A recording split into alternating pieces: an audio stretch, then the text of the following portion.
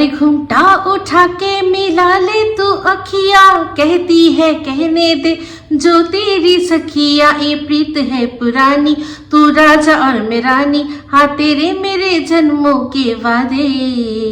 ओ राधे ओ राधे ओ राधे राधे राधे राधे राधे राधे ओ राधे राधे राधे, तेरे बिना कृष्णा तो लगे आधे आधे, राधे राधे राधे ओ राधे राधे राधे, तेरे बिना कृष्णा तो लगे आधे आधे। वेलकम टू टक झाल मिष्टी विद इप्सिता। আমি ইপসিতা, এখানে নো গালাগালি নো কিস্তি অনলি মস্তি। তো আজকের ভিডিও শুরুতে এই যে ইন্ট্রোডাকশনে গানটা গাইলাম, কার জন্য গাইলাম? অবশ্যই রাধা কৃষ্ণের যে সম্পর্ক সেটা নিয়ে অনেকেই অনেক রকম কথা বলে। তো এখন ওয়াইটিতেও খুব সরগরম, রাধা কৃষ্ণের সাথে তুলনা করা হচ্ছে এক মামি ভাগ্নির। তো ভাগনা আর তার মামির, হ্যাঁ, তো মামির ভাগ্নে ভাগ্নের মামি। তো যেহেতু রাধা আর কৃষ্ণ তারাও কিন্তু সম্পর্কে মামি আর ভাগ্নে ছিল, মানে কৃষ্ণের মামি ছিল সম্পর্কে রাধা। তো যদি আমরা ভালো করে জানি যে এই রাধা কৃষ্ণ এগুলো মানে কৃষ্ণ বিষ্ণুর অবতার আর রাধা তার স্ত্রী হিসাবে মা লক্ষ্মী আর কি। তো তাদের সব প্রি প্ল্যান যে লীলাটা, সেটাই যে অবতার নেবে, যা যা হবে সব আগের থেকে সমস্ত কিছু ঠিক ছিল, ঠিক আছে। তো এই যে গানটার মধ্যেও আছে রাধে তেরে বিনা কৃষ্ণা তো লাগে আধে আধে, রাধা ছাড়া কৃষ্ণ আধা, তাই তো? এই কথাটা আমরা সবসময় শুনি, কারণ রাধা কৃষ্ণ একে অপরের পরিপূরক। তো কিন্তু তাদের সাথে যখন এই কলিযুগে এই মামি আর ভাগ্নের দেখি তুলনা হয় না, যে এরাও এরকম মানে সম্পর্ক, মামি কৃষ্ণ ও কৃষ্ণ এ রাধা, তো খুব কষ্ট লাগে আমার। কারণ রাধা কৃষ্ণের প্রেম পূজার সমান। কেন বলুন তো? কারণ তাদের প্রেম ভালোবাসার মধ্যে শরীর ইনভলভ ছিল না। শরীর বর্জিত প্রেম, যেটাকে প্লেটনিক লাভ বলে, সেটাই রাধা কৃষ্ণের প্রেম। সেই জন্য যুগ যুগান্তর ধরে তাদের ভালোবাসাটা পুজো করে যাচ্ছি, আমরা পুজো হিসাবে নিচ্ছি। তো সেই রকম একটা শুদ্ধ পবিত্র একটা সম্পর্কের সাথে যখন এই নোংরা সম্পর্কের তুলনা দেখি না, আমার খুব কষ্ট হয়, খুব কষ্ট হয়। তো একবার রাধা কৃষ্ণকে জিজ্ঞাসা করেছিল যে আমি তো তোমার সব জায়গাতেই আমি আছি, আমি কোথায় নেই তোমার? তখন কৃষ্ণ হেসে উত্তর দিয়েছিলেন যে দেখো, তুমি আমার সব জায়গায় আছো, শয়নে স্বপনে জাগরণে, খেতে উঠতে বসতে নিঃশ্বাস নিতেও তুমি আছো, তুমি শুধু আমার ভাগ্যে নেই। এই জন্মে তুমি আমার ভাগ্যে নেই।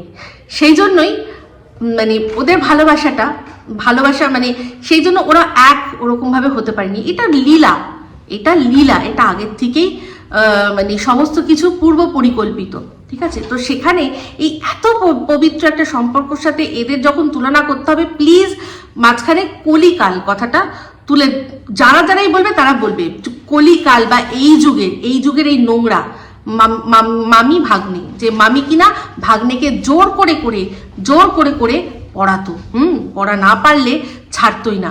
তো যাই হোক, অনেক হলো মামি ভাগ্নে নিয়ে কথা। এবার চলে আসি আজকে ভিডিওটা কি নিয়ে হচ্ছে। তো সন্দীপের ভিডিও দেখলাম, আর যথারীতি এই ভিডিওটাকে নিয়ে একটা জঘন্য নোংরা ভিডিও করেছে দালাল, তার ভিডিওটাও আমি দেখলাম। তো সেই ভিডিওটা নিয়ে কিছু বলবো। তো প্রধান যে কথাটা বলবো সেটা হচ্ছে গিয়ে খুবই জঘন্য রকম ভাবে সন্দীপ আর সীমাকে আর সন্দীপের মাকেও জড়িয়ে অনেক নোংরা কথা ও বলেছে, নোংরা ইঙ্গিত দিয়েছে, যেটা কিনা একেবারেই মেনে নেওয়ার যোগ্য না। তো তার মধ্যে ও পরিষ্কার বললো যে অবৈধ সম্পর্ক। তো যাই হোক, আজকে ওদের ভিডিওটা দেখলাম, সেখানে দেখলাম যে পুরো ভিডিওটার মধ্যে প্রথম যখন সন্দীপরা আসলো, তখন সন্দীপ কি রাখা গেল গাড়ির মধ্যে, বোঝাই গেল যে গাড়ির মধ্যে সীমা নেই, ওরা আসছে। প্রথমে কৃষাণু বলেও ছিল যে আমরা কি সীমা পিসির বাড়িতে যাচ্ছি, বললো না না না, আমরা যাচ্ছি কোথায়, মা ডেকেছে। তো সেখানে একবার সন্দীপ কৃষাণুকে শিখিয়ে দিল যে মা তারা আমাদের ডেকেছে, হ্যাঁ মনে হচ্ছে, তো আমরা যাচ্ছি, মা তারার কাছে যাচ্ছি। ও কিন্তু সেই জিনিসটাকে একদম শিখে নিল। এই দালাল, তুই না বলিস যে ছেলেকে ভালো জিনিস শেখাতে পারে না, ভালো জিনিস শেখাতে পারে না, এই তো কি সুন্দর একটা জিনিস শেখালো, আর ছেলে সঙ্গে শিখে নিল।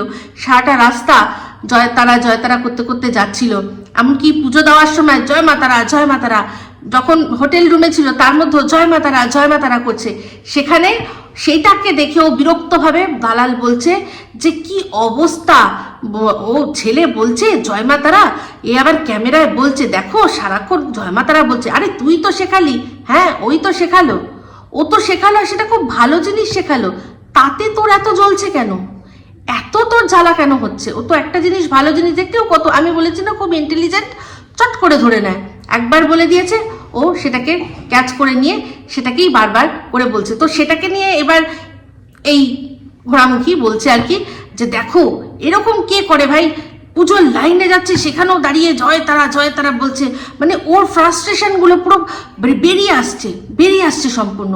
আচ্ছা একটা জিনিস আপনারা চিন্তা করুন, আমরা কারা, আমরা এই যে আমরা কি, আমরা হচ্ছে কন্ট্রোভার্সি ক্রিয়েটার, আমি সমালোচক বলছি, কন্ট্রোভার্সি ক্রিয়েটার বা সমালোচক, বা এবার আরো আছে যারা হচ্ছে ব্লগার, তারা কি করবে, তারা তো যে কোনো যে জিনিসটাকে ওরা নিজের লাইফে দেখাচ্ছে সেটাকে তো দর্শকদের সামনে প্রেজেন্ট করার জন্য একটু বেশি করে হাইলাইট করবে। আজকে চিন্তা করে দেখুন না, যারা ফুড ব্লগার আছে তারা যখন খাবারটা খায়, উফ কি নরম তুলতুলে, এই যে মাংসটা এক আঙুলে ছিঁড়ে যাচ্ছে, এই যে ভাতটা, এই যে আলুটা এক কোনা দিচ্ছে আমি, আমার মুখে গিয়ে গলে যাচ্ছে। আপনারা যখন ভাত খেতে বসেন, খাবার খেতে বসেন, তখন কি এরকম করে বলেন? হ্যাঁ, আপনারা যারা দর্শকরা আছেন তারা কি করেন না তো, কিন্তু ফুড ব্লগাররা এরকম করে দেখায় কেন? যাতে ভিউয়ার্সদের তারা বোঝাতে পারে, তারা ক্যামেরা মাঝখানে, মানে ব্লগারদের আর দর্শকদের মাঝখানে একটা ক্যামেরা আছে, সব খেল এই ক্যামেরাতেই। তারা যত সুন্দর করে দেখাবে, প্রেজেন্ট করবে, তত মানুষের মনে ইচ্ছা হবে সেই জিনিসটার প্রতি। হ্যাঁ, মনে হবে যে হ্যাঁ, যদি কোনো রেস্টুরেন্টের কথা বলে এরকম করে, এই দেখুন হ্যাঁ আঙুলে ভেঙে গেল, তুলতুলে মাটন তুলতুল করছে, ঝোলটা দেখুন কি গাঢ়, তো তখন মনে হয় আরে হ্যাঁ চলো তো ভাই এই দোকানটায় যাবো, আরে বিরিয়ানি দেখুন কি গন্ধ, এইরকম ভাবেই তো হয়, এটাই তো তাদের কাজ, খাবার ইচ্ছা জাগানো। আমি আমাদের বাড়িতে আমার ডেলি ব্লগ দেখলে আপনারা বুঝবেন, আমরা বেশিরভাগ সময় যখন খাবার টেবিলে বসি তখন কারোর না কারোর ফুড ব্লগিং আমরা দেখি, কারণ ভালো লাগে, খাবার ইচ্ছাটা জাগে। তো এটাই তো যখন এই যে ওরাও বলছে জয় মাতারা লাইনে দাঁড়িয়ে, কোথায় যেন মনে হচ্ছে ইস কবে আমি যেতে পারবো, এরকম ওদের কমেন্ট বক্সেও প্রচুর কমেন্ট আসছে। তো এটাই ব্লগারদের কাজ, তাদের যে সাধারণ জীবনযাত্রা বা কেউ যারা অসাধারণ জীবনযাত্রা দেখায়, তারাও তাদের সেই জিনিসটাকে সুন্দর করে দর্শকদের সামনে ফুটিয়ে তোলে। অসাধারণ জীবনযাত্রা যে মানুষটা কোনোদিনই করতে পারবে না, এত সুন্দর করে দেখালে মনে হবে ইস আমি যদি এই লাইফটা আমি পেতে পারতাম। ওই যে একটুখানি দেখি, কেউ হয়তো মনে হিংসা নিয়ে দেখে, কেউ হয়তো দেখে আনন্দ পায় যে চলো আমি যেটা পাচ্ছি না ওইটা দেখছি, ওই যে খানিকক্ষণ ওদের সাথে যে জার্নিটা, ওদের ক্যামেরায় যে আমি দেখছি, মনে হচ্ছে যেন কোথাও না কোথায় ওই লাইফটা আমি নিজেই কোথাও ওখানে পৌঁছে গেছি, মনে হচ্ছে না আমার সাথে এগুলো হচ্ছে। এগুলো হয় যারা সুস্থ স্বাভাবিক মস্তিষ্কের মানুষ, তাদের মধ্যে এগুলো হবে। যারা বিকৃত রুচি, যাদের মানে মনের মধ্যে যাদের মানসিক রোগ আছে, যারা সব জিনিসকে মানে একেবারে কি বলবো হিংসার চোখে দেখে, কিছু না পেয়ে, তারা কখনো এই জিনিসটা ফিল করতে পারবে না। তো যাই হোক, কন্ট্রোভার্সি ক্রিয়েটারদেরও কাজ কি, যে কোনো জিনিসটাকে সেখান থেকে মানে ছোট্ট বলে না ওই যে তিলকে তাল করা, তো সেই তিলকে তাল করার কাজ মানে একটা ছোট্ট সামান্য জিনিস নিয়েই এ করলো। তো যাই হোক, ভিডিওতে আবার আগে যাই, তো সেখানে কি দেখলাম, অনেক দেরি করে মানে রাত প্রায় 10টা 10:30 বেজে গেছে, তখন ওরা তারাপীঠে পৌঁছেছে। হোটেল যেটা দেখালো কি একটা ডাবল বেড, বেশ বড় সাইজের একটা কিং সাইজের বেড আছে, একটা ডাবল বেডের রুম নিয়েছে, বাথরুমটা দেখালো, দিয়ে বললো যে এই রুমটাতে আমরা থাকবো, মা একদম সাইডে শোবে, তারপরে শোবে কৃষাণু, তারপর শোবো আমি। এই আমাদের সুন্দর ছোট্ট একটা অ্যাকোমোডেশন, এই আমাদের হোটেল রুম। ওকে আছে, একদম ওকে আছে, বাট সেই জিনিসটাকে নিয়েও অনেকে নোংরা কথা বলছে। আজকে মানে কি বলবো, মা ছেলেকে নিয়ে কিছু মানুষ এত নোংরা কথা লিখছে যে কথাগুলো আমি বলতেও মুখে আমার মুখে বলতেও বাধে। অনেকেই বলছে যে ওই তো বউকে তাড়িয়ে দিয়ে এখন মাকে নিয়ে রয়েছে। বউকে কে তাড়িয়েছে? বউ স্বইচ্ছায় নিজের পথ বেছে নিয়েছে, তার কারণও নিজের ব্লগ যে মানুষদের যে দালাল তাদের দিয়ে কি বলেছে যে সন্দীপ অপারগ, বিছানায় অক্ষম। তাহলে যার বউ অক্ষমতার জন্য চলে গেছে, তাহলে সেই ছেলেটা তার মানে মায়ের সাথে এখন সক্ষম হয়ে যাবে? যদি দালালদের যুক্তি দিয়ে বলতে চাই, যদি বোঝাতে চাই, তাহলে যে মেয়েটি নিজে অন্যের সাথে ভার্চুয়ালি সুখ নিয়ে শান্ত হয়নি, তার আরো লাগতো সুখ, সেই জন্য সে তার সুখের রাস্তা বেঁচেছে। তারপর সে কি করেছে? দিনের পর দিন সন্দীপের মাকে, ওর বাবাকে, সবাইকে ছোট করেছে একটা নোংরা কথা দিয়ে। তাহলে বলুন, আজকে যারা এই কথাগুলো বলছেন তাদের নিজেদের পুত্র সন্তান নেই?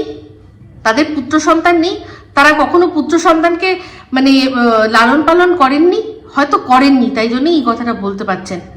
না হলে বুঝতেন যে সন্তানকে যখন মা নিজের স্তনপানও করায় না, সে পুত্র সন্তান হলে না তার মধ্যে কোনো শিহরণ হবে না, তার মধ্যে স্নেহ আসবে।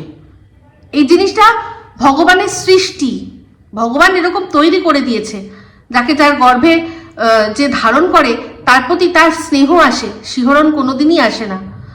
তো যাই হোক, চলে আসি এবার এই ওদের রুমটা দেখলাম, খাওয়া দাওয়া দেখলাম, যে বললো যে খাসির মাংস আর রুটি দিয়ে খাওয়া হলো। তো সকালবেলা যথারীতি সন্দীপ আগেই রেডি হয়ে গেছে, স্নান টান করে, মা ছেলের হবে, স্নান করে রেডি হবে, তারপর ওরা বেরোবে। তো তারপর বেরোলো, বেরিয়ে একটা দৃশ্য, তখন বেরোনোর আগেই কৃষাণু বলছিল পিতি, সীমা পিসি বলছিল, বলছে কোথায় কোথায়, মজা করছিল, ঠিক আছে। তো তারপরেই যখন লিফটে আসলো তখন রিভিল হলো কি, যে সীমাও ওদের সাথে এসছে। তো এখানে বলুন, ওখানে ওই যে গাড়িটা মানে সন্দীপের গাড়িতে কি সীমা ছিল? কেউ বুঝতে পেরেছে? না। এই ব্যাপারটা আমি একটু পরে এক্সপ্লেন করছি। তো যখন দেখালো কি যে সীমা আছে, সীমাকে ইন্ট্রোডিউস করালো, ওরা একসাথে যখন বেরোলো পুজো দিতে, সেখানে সন্দীপ একটা কথা বলল যে সীমাদি এসছে আমাদের সাথে, কিন্তু গোপনে। তো গোপনে মানে নিশ্চয়ই দেখুন ভালো করে, যে গাড়ি যখন সন্দীপ চালাচ্ছিল, ফ্রন্ট সিটে যে কেউ বসে নেই পরিষ্কার বোঝা যাচ্ছিল, কারণ সীমা কোনো ওই আমাদের লাইফার বইয়ের মতো চেহারা না, মানে আমাদের বৌমনির মতো চেহারা নয় যে এরকম ফ্রন্ট সিটে এরকম সরে যাবে, সীমাকে দেখা যাবে না। সীমা বসবে, ওই পুরো সিটটা জুড়ে যাবে, সীমা বসুক আমি বসুক, পুরো সিটটা জুড়ে যাবে, লুকানোর কোনো জায়গা নেই। পিছনেও যখন সিটে যখন পরিষ্কার বোঝা যাচ্ছিল যে শিলা দেবী একদম ধারে, তার পাশে কৃষাণু পা মেলে শুয়ে রয়েছে, ওখানে কেউ ছিল না, কারণ সত্যি সীমা ওদের গাড়িতে ছিল না। গেছে ওরা ঠিকই একসাথে। এরপর বলবো সেই কথাটা, যেটা আমি কি করে বুঝলাম। কারণ এই যে সন্দীপ বলল যে সীমাদি গেছে, সেটা সারপ্রাইজ তখন দেখাতে পারিনি। কেন দেখাতে পারেনি আমি বলে দিচ্ছি, কারণ ওরা এক গাড়িতে যায়নি। সীমা নিজের যে গাড়িটা মনে হয় সেই মানে ওই গাড়িটা বা যে কোনো গাড়ি ভাড়া করে হয়তো গেছে। কেন? কারণ সাথে কিছু সাবস্ক্রাইবাররা যাবে, যারা সামনে আসবে না, হতেই পারে না আসবে তাদের ইচ্ছা এখানে। তা বলে আমি যদি কোনো ব্লগারের সাথে দেখা করি, আমার কি মানে মাথার দিব্যি দেওয়া আছে যে তার সাথে আর আমার ক্যামেরায় মুখ দেখাতেই হবে? সবার ক্ষেত্রে নয়। সব যারা মনে করে না দেখাবো না, তো সেরকমই হয়তো একজন বা দুজনকে নিয়ে সীমা আলাদা গাড়ি করে গেছে।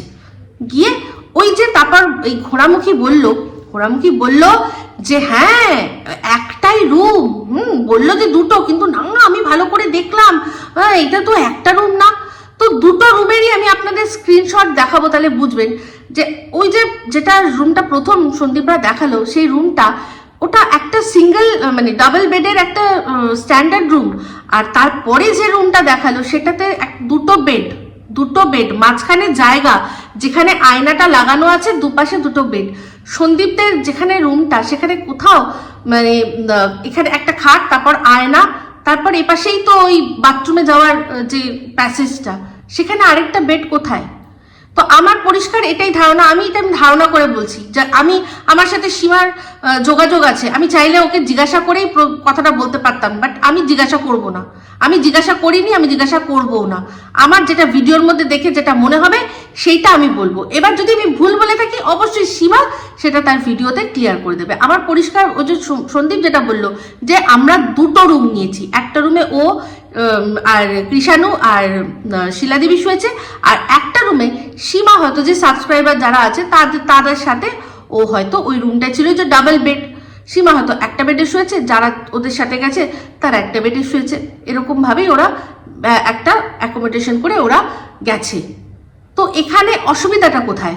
তো এবার হয়তো আপনারা বলতে পারেন যে সাবস্ক্রাইবার যে একজন যায়নি, দুজন গেছে, সেটা তুমি কি করে বলছো? তো তার কারণ এটাই, যদি সীমা আর অন্য কোনো একজন সাবস্ক্রাইবার যেত তাহলে হয়তো ছোট একটা রুম নিত।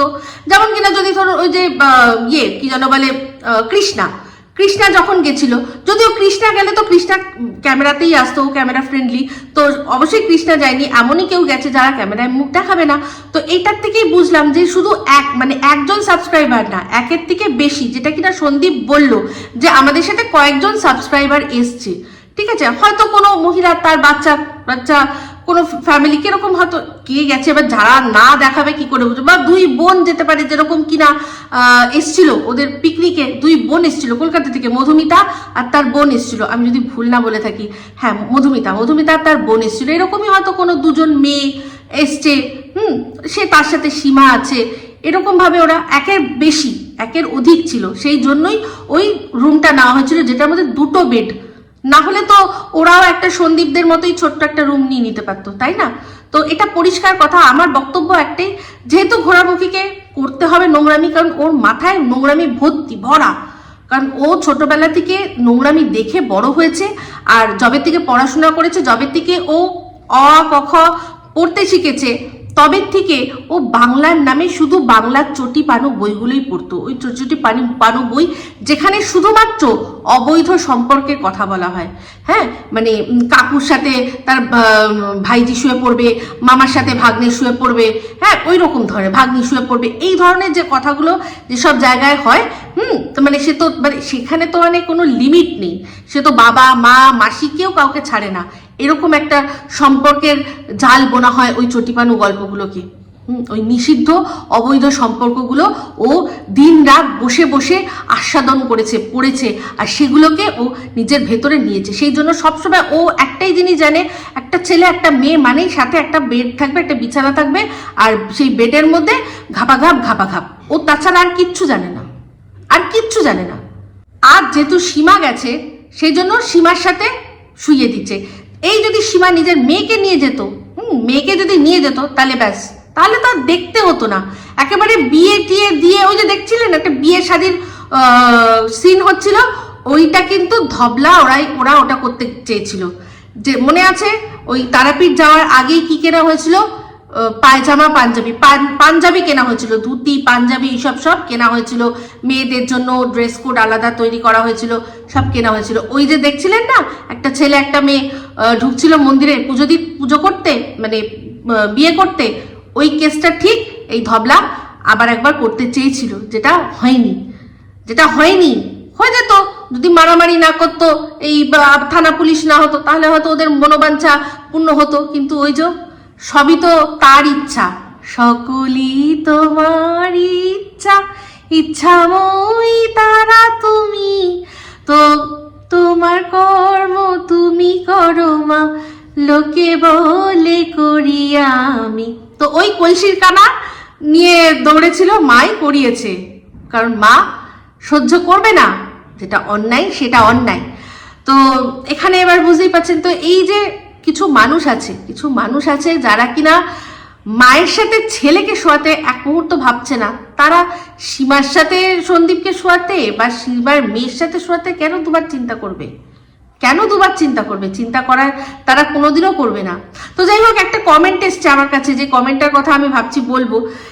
একজন আমাকে বলেছে যে তোমার যেন সন্দীপের মতোই জামাই হয়, তোমার জামাই যেন সন্দীপের মতো হয়, তোমার তো খুব মানে ভালো ভাই, তাই তো, তোমার ভাই তো খুব ভালো গুণধর ভাই, ওরকম যেন তোমার একটা হয়, জামাই হয়। তো এখানে দেখুন কার কি হবে সেটা তো আমি বলতে পারছি না, আমার মেয়ের যেরকম কর্ম সে সেরকম ভাবেই বর পাবে। তবে একটা কথা বলতে পারি যে সন্দীপের মধ্যে যেটা দেখেছি সেটা হচ্ছে সততা।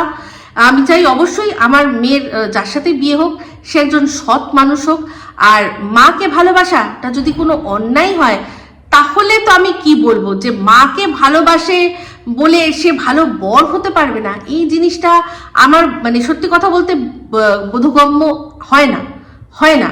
এটা মানে মাথাতেই আসে না। আমরা সবাই জানি আমাদের দেশে অনেক মাতৃভক্ত ছেলের কথা শুনেছি, তো সেই প্রত্যেকে কিন্তু যারা মাকে শুনেছি ভালোবাসে, তারা কিন্তু পরবর্তীকালে বউকেও খুবই ভালোবাসে, খুবই ভালোবাসে। কিন্তু অনেক বউ আছে তারা সেই ভালোবাসাটা বুঝতে পারে না। তাদের ভালোবাসা মানে একটাই, তাদেরও এইরকম ঘপাঘপ ঘপাঘপ ঘপাঘপ, ঘপাঘপ কম তো ভালোবাসা কম, যেখানে ভালোবাসা ছে তো ঘপাঘপ ছে। তো এই হচ্ছে ব্যাপার, এটাই বলার ছিল। তো এখানে এই নোংরামি, এই নোংরা জিনিস যাদের মাথার মধ্যে চলে তারা তাদের মতোই কাজ করবে, ঠিক আছে। এখানে আর নতুন করে বলার কিছু নেই। তবে হ্যাঁ, এই যে দেখলাম একটাই, যে যখন ওরা বেরোলো তখন বলল যে আমরা অন্য আরেকটা জায়গায় যাচ্ছি। তো বলা যায় না, অন্য আরেকটা জায়গায় গিয়ে হয়তো যারা ক্যামেরা আসতে চায়নি তারা ক্যামেরা আসতেও পারে। আর যখন লাস্ট সিনটা দেখালো, আমার যেটা মনে হলো যে গাড়িটাকে সন্দীপ অনুসরণ করছিল, হয়তো সীমা ওরা ওই গাড়িটাতেই এসছিল, এটাই আমার ধারণা। তো এই নোংরা মেয়ের কথা, মানে যারা নোংরা আছে তারাই বিলিভ করবেন। আমি বলবো যে প্লিজ এর কথা শুনে অ্যাটলিস্ট আপনারা সন্দীপকে বা সীমার এই সম্পর্ক বা মা ছেলের সম্পর্ককে নিয়ে মনের মধ্যে কোনো দ্বিধাদ্বন্দ্ব আসবে না। এরকমই একটা মেয়ে মানে ভাবে যে কোনো ছেলে ফাঁকা আছে মানেই সে যাকে পাবে তাকে নিয়ে আর কি শুয়ে পড়বে, এটাই একমাত্র ওর ধারণা, ঠিক আছে। তো যাই হোক, ঘোড়ামুখী ভিডিওতে যে কথাটা বললো, ওর অসহ্য লাগছে সারাক্ষণ সবসময় সীমাকে সন্দীপদের সাথে ব্লগিং করতে দেখতে খুব খারাপ লাগছে। বলছে এটা কার ব্লগ, হ্যাঁ এটা আসলে কার ব্লগ, ও কেন ওখানে। তো এরকম মানে এই ঘোড়ামুখীর মতো আরো যারা আছে যারা মনে করছে, তো তাদের উদ্দেশ্যে একটা কথা বলি, হ্যাঁ সবসময় না সেটা পরের কথা, কিন্তু বক্তব্য একটাই, যে যখন সন্দীপের পজিশনটা খুব খারাপ হয়ে গেছিল, যখন ওর অসময় হয়েছিল, দুঃসময় হয়েছিল, সে সময় যখন সীমা গেছিল, সীমা যখন যেত, হ্যাঁ তো আজ সেই জায়গা থেকে ও একটু একটু করে অনেকটা পেরিয়ে অনেকটা এগিয়ে গেছে। সেই সব যে দুঃসময় সেটা কাটিয়ে উঠে ও এখন একটু একটু, যতদূর মনে হচ্ছে একটু একটু স্টেবল হয়েছে। তো যখন দুঃসময় ছিল তখন সীমা যেত, যাদের ভাল লাগতো, আজকে ওদের সুসময় আস্তে আস্তে আসছে, সেখানে যদি সীমাকে দেখে তাদের খারাপ লাগবে, এটা শিখে আমি অবাক হচ্ছি। ঘোড়ামুখীর খারাপ লাগতেই পারে, সেটা নিয়ে আমার কোনো ব্যাপার না, বাট ঘোড়ামুখী বলছে নাকি সন্দীপদের অনেক ভিউয়ার্সদের খারাপ লাগছে, যেটা কিনা ওর ভিউয়ার্সের ওপর চাপাচ্ছে, সন্দীপদের ভিউয়ার্সের ওপর চাপাচ্ছে। বলা যায় না এই সব কমেন্টগুলো ওই নিজে গিয়ে লিখে সেগুলোকে তুলে এনে তারপর বলছে। তো সেক্ষেত্রেই বলছি যে যখন ওদের অসময় ছিল তখন যদি ওদের পাশে সীমাকে দেখতে ভাল লাগতো, আজকে ওদের আস্তে আস্তে সুসময় আসছে, তাহলে খারাপ কেন লাগবে? দর্শকদের কেন খারাপ লাগবে? ওর তো প্রথম থেকেই ফার্স্ট টু লাস্ট খারাপ লাগতো, এটা নিয়ে কোনো দ্বিমত নেই। হ্যাঁ, ওর তো সবাইকে, যার সাথে যাকে দেখে ওর খারাপ লাগে। মানে ওর বক্তব্য অনুযায়ী কেউ কারোর বাড়িতে যাবে না, কেউ কোথাও ঘুরতে যাবে না। হ্যাঁ, সবাই শুধু ওর বর যেরকম ভোরবেলা 8টার সময় বাড়ি থেকে বেরিয়ে 10টা অবধি দাঁড়িয়ে থেকে মানে 10,000 টাকা ইনকাম করে, যাতে ওর মানে কি জানো জলও গরম না হয়, সেটা সেরকম করবে। আর ওর না হয় ওর মতো করবে, সারাদিন 4 দেওয়ালের মধ্যে বসে যা হোক নাকু মুখে কিছু গুজে আর ভিডিও করে সবার পিন্ডি চটকাবে। এটাই হচ্ছে জীবন, এটাই জীবন। নালে মানুষ মানুষের সাথে মিশছে, অসহ্যকর ব্যাপার। মানুষ মানুষের সাথে যাচ্ছে, অসহ্যকর ব্যাপার। বারবার কেন একে ওর বাড়িতে যেতে যাচ্ছে? ভাববেন না শুধু ও যে শুধু সন্দীপ সীমার ক্ষেত্রে বলছে, ও কিন্তু এরকম সবার ক্ষেত্রেই বলে, সবার ক্ষেত্রেই বলে। কেন এত যাওয়ার কি আছে, এত মেশার কি আছে? সে মন্দিরা বলুন, যে কোনো মৌয়ের সময়ও বলেছিল, অনেকে সবার সময় সবার কাছেই ও বলে। যেমন কিনা এই কণিকাদের ক্ষেত্রেও বলেছে, এত ননদরা কেন আসে, এমন বলেছে যে ওদের মধ্যে সম্পর্কই যতদূর মনে হয় এখন আর আগের মতো সম্পর্ক নেই। মানে নজর ঠিক দেবেই, নজর দেবে, ওর মানে খারাপ লাগতেই পারে, বাট দর্শকদের ওপর এটাও চাপিয়ে দিচ্ছে, সেটা আমার একটুখানি অবাক লাগছে যে আদৌ কি সেই রকম দর্শক কেউ আছে, না সমস্ত কিছু ওর মন গড়া। তো যাই হোক, এই ভিডিওর মধ্যে সন্দীপকে আর সীমাকে একটা করে কথা আমি বলবো, কিন্তু তার আগে বলি, সন্দীপ যখনই কোথাও বেরোবে, আমি জানি তুমি রাখো, কিন্তু হয়তো এবার ছিল কি ছিল না জানি না, লাস্ট যখন দেখাচ্ছিলে তখন কৃষাণু বলছিল বাবা খিদে পেয়েছে, বাবা খিদে পেয়েছে, তো হয়তো তোমার কথাটা শেষ করার পরেই তুমি ওকে খেতে দিয়েছো, কিন্তু আগে ভাগেই ওই কিছু ড্রাই খাবার দাবার নিয়ে রাখবে, যেরকম কৃষাণু চাল ভাজা খেতে খুব ভালোবাসে, বাদাম খেতে ভালোবাসে, একটু বিস্কিট, একটু কুকিজ, এরকম কিছু কিছু জিনিসপত্র, চিপস গাড়ির মধ্যে রাখবে। আমি অনেকবারই তোমাকে রাখতে দেখেছি, তো ও যেহেতু ক্যামেরায় দেখেছি, যেহেতু মনে হলো, তাই জন্যই তোমাকে বললাম। আর এবার সবশেষে তোমাদের দুজনকে, এক হচ্ছে সন্দীপকে আর সীমাকে, দুজনকেই আমি একটা অ্যাডভাইস দিতে চাই। এটা হচ্ছে সীমাকে আমি দেবো অ্যাজ আ বন্ধু হিসাবে, সেটা হচ্ছে গিয়ে অলওয়েজ তোমার দর্শকদের কথা বলো, তোমার দর্শক মানে কি চাইছে, দর্শকদের কথা চিন্তা করো। দর্শকরা যদি চায় যে এরকম ভাবেই তোমাদের দেখতে, তাহলে অবশ্যই দর্শকদের ফলো করো, ওই কে কি বলছে কোনো যায় আসে না। আর সন্দীপকেও একটাই কথা বলবো অ্যাজ এ দিদি, যে দর্শকদের কথা ফলো করো। দর্শক বেশি সংখ্যক দর্শক যদি তোমাদের একসাথে দেখতে চাইছে, তাহলে সেটাই তোমরা দেখো। আর যদি দর্শকরা মনে করো যে না, তাদের ওপিনিয়ন অন্যদিকে যাচ্ছে, তাহলে বলবো সেটাকে একটু কনসিডার করো। শুধু এইটুকুই বলার আছে, আর কিছু না।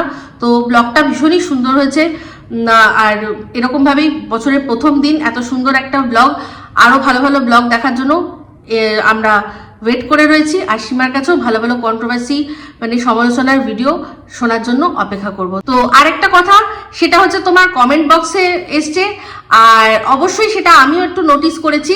আমি জানি কৃষাণু যে জামাটা পরেছিল, ওই জামাটাও পরতে ভালোবাসে, কারণ ও ওটাকে বলে পুলিশের জামা, কিন্তু তাও দেখো ওর তো অনেক জামা পেয়েছে, ওগুলোকে পরাও, না হলে তো ছোট হয়ে যাবে জামা। আর অবশ্যই ফুল প্যান্ট পরিও। আর যখন এরকম কোথাও যাবে, পারলে ওর তো বডি ওয়ার্মারও আছে, বডি ওয়ার্মার পরিয়ে দেবে, তারপর তার উপরে চা পরানোর পরাবে, তাহলে আর ঠান্ডাটা লাগবে না। দেখিয়ে দেবে যে এই যে দেখুন বডি ওয়ার্মার পরালাম, এবার তার উপর জিন্স পরাও, যা ট্র্যাক প্যান্ট পরাও, যা পরাও, যেটা পরাও, তোমাদের ওখানকার ঠান্ডা অনুযায়ী, ওর কতটা ঠান্ডা লাগছে সেটা অনুযায়ী ফলো করো। দর্শকরা যখন বলছে, দর্শকদের যখন চোখে লাগছে, তখন প্লিজ এটা তুমি দেখো, ওকে বোঝাও, বুঝিয়ে বলো যে না, এইটা না বাবা, এটা তো এই ভিডিওতে দেখেছো, সবাই দেখেছে, এবার এটাকে ছেড়ে দাও, এবার অন্য এটা পড়ো, আবার পরের ভিডিওতে তুমি এটা পড়ো। ওকে বোঝালে ও বুঝে যাবে, অনেক ইন্টেলিজেন্ট ছেলে, ঠিক আছে? তো এই বলেই ব্লগটা এখানেই এন্ড করছি। যদি ভালো লাগে তাহলে অবশ্যই লাইক, শেয়ার, কমেন্ট করতে ভুলবেন না। যারা চ্যানেলটা সাবস্ক্রাইব করেননি তারা সাবস্ক্রাইব করে নেবেন। সবাই ভালো থাকবেন, সুস্থ থাকবেন। আবার আসছি খুব শীঘ্রই একটা নতুন ভিডিও নিয়ে। তো me Ipsita signing off. Love you all.